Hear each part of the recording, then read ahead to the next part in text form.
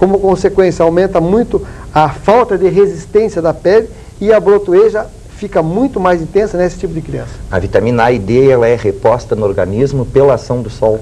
Principalmente, quase que 90% pela ação do sol sobre a pele da criança. E brotoeja só dá em criança, adulto não? Não, dá em criança e adulto, basta que sue, obstrua os poros, vai dar brotoeja também. Quer dizer, tanto criança quanto adulto pode. Só que nós adultos sabemos nos livrar das situações de calor, entende? Quer dizer, e nós já temos uma resistência, uma defesa muito melhor do que a criança. E até uma drenagem melhor do que a criança tem. Bom, outro grande problema da estação verão, quando a gente fala de saúde de criança, é o problema dos insetos, principalmente de mosquito, né? E esse ano tem mais mosquito do que o verão passado. Os turistas não vieram, mas em compensação os mosquitos vieram em dobro. Esse problema de uso de inseticida, esse inseticida que se coloca na tomada de luz, aquela coisa toda, isso não causa nenhum problema para a saúde da criança? Existe o problema que é causado diretamente e de imediato, que é aquela reação alérgica que a criança tem quando é ligado na parede. E aquilo sai um cheiro. E o cheiro que é inalado pelo mosquito é que ele não suporta, ele foge do cheiro. Nós não sentimos o cheiro, tá? Mas a criança ou a pessoa que tem alergia àquilo vai ter, então, ou tosse, ou catarro, ou às vezes vomita. Tem pessoas então que vomitam quando sentem aquele cheiro, tá? Então são reações alérgicas imediatas. Então esse tipo de pessoa não pode ter contato com esses tipos de repelente, porque não deixa de ser um repelente, quer dizer, não mata o mosquito, mas repele ele para longe, tá? E existe o efeito retardário, que é alguma coisa irritante, que vai irritar a tua mucosa nasal, vai irritar a tua garganta e vai irritar teus brônquios. Quer dizer, então existe um efeito imediato, que é aquele que a pessoa sente na hora, e aquele efeito acumulativo que a pessoa só vai sentir a médio ou a longo prazo. Não, porque a gente vê inclusive propagandas, né, os comerciais desse tipo de produto, e normalmente os comerciais são feitos sim no quarto do bebê, do recém-nascido sendo usado. Existe da parte de medicina alguma fiscalização para saber se esse produto não causa alguma reação contrária na criança? Não, causa reação. Sempre vai causar uma reação. Maior ou menor, sempre vai causar de imediato ou mais a futuro, sempre vai causar um tipo de mal. Agora, se você pegar todo o produto ou até todo o medicamento, ele vai causar um tipo de bem e um tipo de mal. Então, se você partir desse princípio, você praticamente não vai conseguir fazer nada, porque toda moeda tem dois lados e toda coisa sobre o ser humano também tem dois lados, tem um lado bom e um lado ruim. Por isso que você sempre tem que pesar o que vai ser mais importante. A picada do mosquito, a pessoa não dormir a noite toda, ou receber uma reação que a médio e longo prazo pode trazer algum tipo de coisa. Então, é somado e no final você vê qual é o que é menos maléfico e você age daquilo com que seja menos maléfico. Quando você fala em reação maior ou menor, por que em algumas crianças a reação à picada do inseto é maior que em outras? Tem crianças que reagem formando verdadeira ferimento, vamos dizer assim, e em outras isso não acontece. Por que existe esse tipo de diferença? Isso é uma sensibilidade pessoal, tá? E essa reação mais intensa chama-se estrófilo, tá? É uma lesão avermelhada, alta, né? Fica alta a pele. É uma reação de histamina, que é uma substância na cima da pele, como se fosse uma substância de defesa, e que reage violentamente contra a picada do inseto. Então fica aquela lesão grande, avermelhada, e a criança coça muito, dá muito prurido, e acaba muitas vezes infeccionando, e a criança fica então cheia de feridas, cheia de pereba, de tanto coçar as picadas de inseto. Existe alguma vacina contra a picadura de inseto? Existe. Inclusive é uma das poucas vacinas. Não sabia. Eu pensei que a única vacina seria não ter o inseto, né? Não, acabar com o inseto antes que ele prolifere. Isso daí seria uma coisa profilática, né? Seria a saúde pública, tá? Quer dizer, preventiva. Tirar o esgoto, né, da beira-mar, tirar as valas, fazer a limpeza dos terrenos baldios. Isso seria a prevenção do inseto.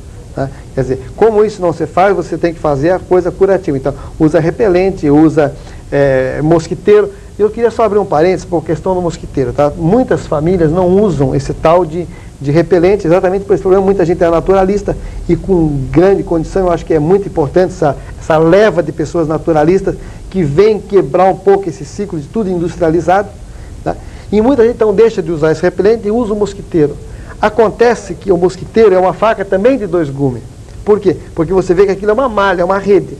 Então fica em cima do peso da criança o dia todo. E a poeira, o pó da casa, o pólen, fica tudo caindo sobre aquilo. De noite, ou da hora que a criança vai dormir, o que acontece? Aquilo funciona como se fosse um filtro. Então filtra exatamente aquelas substâncias menores, que são as mais irritantes. E o que a gente vê é que muitas mães Tem a criança que não dorme a noite toda porque tosse, porque o nariz fica trancado e dá remédio e não melhora. E aí você pergunta, mãe, usa mosquiteiro? Usa. Tira o mosquiteiro, pronto, desaparece tudo, porque aquilo ali é um fator agressivo direto sobre a criança.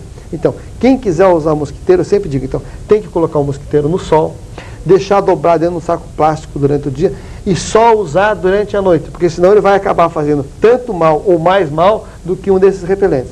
Voltando à vacina, doutor César. Voltando à vacina. Então, uma das poucas vacinas comprovadamente que funcionam é a vacina contra a picada de inseto. É a que maior eficiência tem. Bom, ela só deve ser usada acima de 1 ano de idade.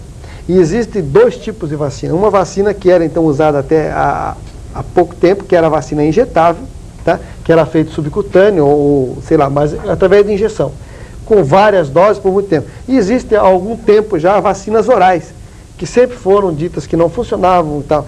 Mas hoje existe uma vacina oral, deve existir mais de um tipo de vacina, que funciona muito bem para a criança, tá? E sensibiliza em quase 80%, quer dizer, aquela reação grande, enorme, que fica coceira e que incomoda a criança, você com 2, 3 meses de uso de gotinhas debaixo da língua, que não tem nenhum efeito colateral, acaba sensibilizando aquela criança e fazendo com que a reação daquela criança seja menor. Seja muito menor. Mas ela não funcionaria, essa vacina, como um repelente contra o inseto? Assim, a criança não deixaria de ser picada pelo inseto? Não, ela pica, faz a reação, ela faz uma reação normal. Tá? É uma vacina contra a reação da picada do inseto, né? É a reação exagerada, digamos, tá? Porque essas crianças que têm estrófono têm uma reação exagerada. Então, ele faz o quê? A vacina só tira o exagero, a picada continua e a reação continua. Doutor Cecim, já está falando em brotoeja criança, né? E o Kessler acrescentou de que brotoeja não só dá em criança, né?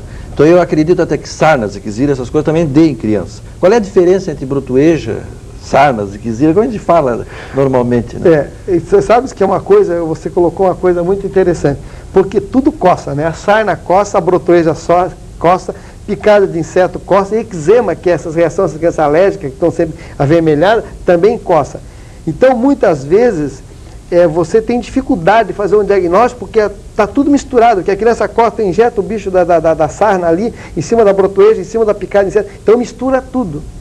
E até há pouco tempo só tinha sarna, né, Roberto? Só tinha sarna norte. Quer dizer, pessoas da periferia, pobre, quer dizer, você dizer para uma pessoa no teu consultório, há uns 3 anos atrás, que o filho dele tinha sarna, a mãe ia embora, te virava as costas e dizia assim, o senhor está pensando que né? Você está pensando que eu não dou banho no meu filho? Porque realmente não se via. Eu não, quando era pequeno, nós éramos pequenos, não tinha isso de sarna. Hoje é que disseminou por todas as camadas. Então, realmente, a diferença é difícil de fazer. Tá? É muito difícil. E às vezes você tem que ficar tratando por partes. Você trata primeiro o eczema, depois você tira a miliária para ver o que sobra. Se ainda a criança continua coçando, você vê a lesão. E antes a sarna só dava debaixo do braço aqui. Hoje não, hoje ela dá no rosto, dá na barriga, dá na perna, dá em qualquer lugar. Então, até a própria doença está mudando muito. Você tem que acompanhar. Multiplicando. Mas por que isso?